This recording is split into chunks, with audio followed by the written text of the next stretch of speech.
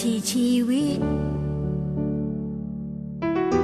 เดินเข้ามาถึงจุดเปลี่ยน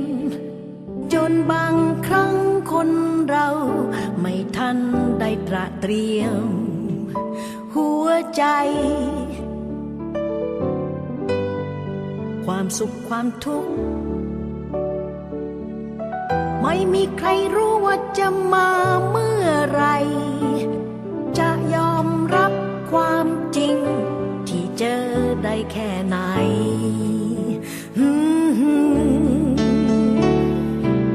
เพราะชีวิตคือชีวิตเมื่อมีเข้ามาก็มีเลิกไปมีสุขสมมีผิดหวังหัวเราะหรือหวั่นไหวเกิดขึ้นได้ทุกวันอยู่ที่เรียนรู้อยู่ที่ยอมรับมันตามความคิดสติเราให้ทันอยู่กับสิ่งที่มีไม่ใช่สิ่งที่ฝันและทำสิ่งนั้นให้ดีที่สุด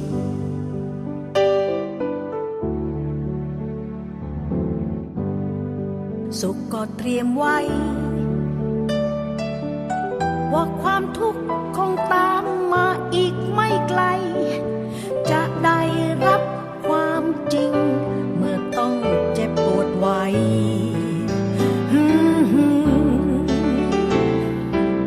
เพราะชีวิตคือชีวิต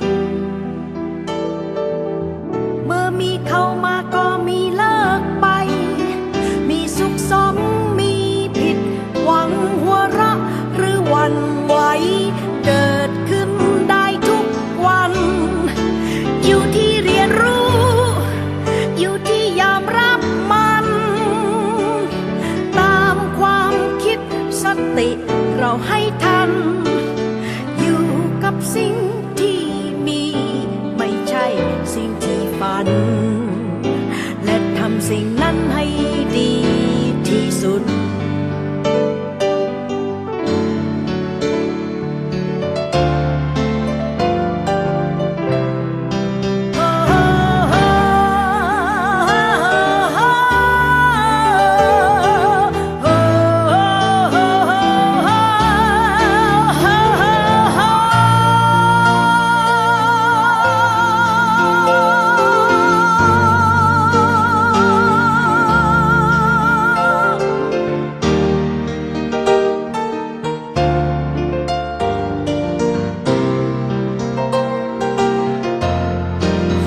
ที่เรียนรู้ยอมรับมัน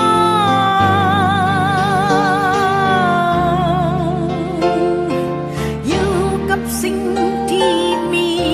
ไม่ใช่สิ่งที่ฝัน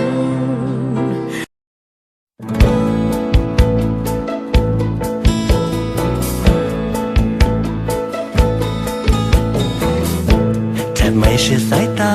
ว่าเป็นเรื่องจริงกับทุกสิ่งที่เธอกำลังต้องเผชิญทุกอย่างดูเหมือนมันยากเย็นเหลือเกินที่จะลุกขึ้นเดินผ่านเรื่องนี้ไปขนาดอยู่ตรงนี้จิตใจฉันยังทนแทบไม่ได้และเธอที่ตรงนั้นไม่อยากจะคิดว่ามันจะเจ็บขนาดไหนกับบัดเดเมสู้ต่อไปแข็งเอาไว้ไม่หมดวันฉันนั้นยังเชื่อว่าเธอจะต้องลุกขึ้นได้อีกครั้งกับบัดเดเมสู้ต่อไปเธอจำได้ไหมหลังความมืดมิดยังมีดวงอาทิตย์ดวงนั้นส่องแสงขึ้นมาอีกครั้งส่งให้ใจเธอและฉัน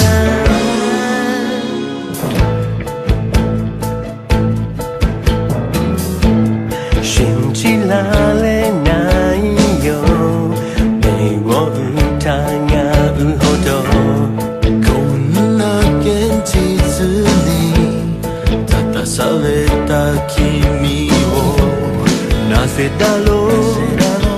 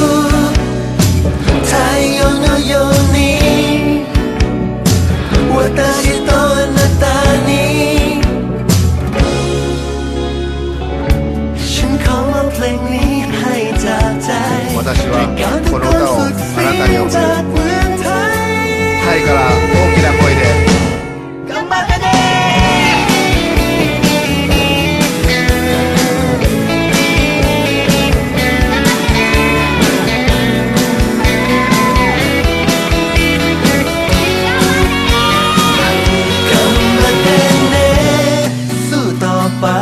เข้มแข็งเอาไว้ ไม่หมดหวัง ฉันนั้นยังเชื่อว่า เธอจะต้องลุกขึ้นได้อีกครั้งกลับมาเต้นเด้สู้ต่อไป เธอจำได้ไหมหลังความมืดมิดยังมีดวงอาทิตย์ดวงนั้นส่องแสงขึ้นมาอีกครั้งส่องให้ใจเธอและฉัน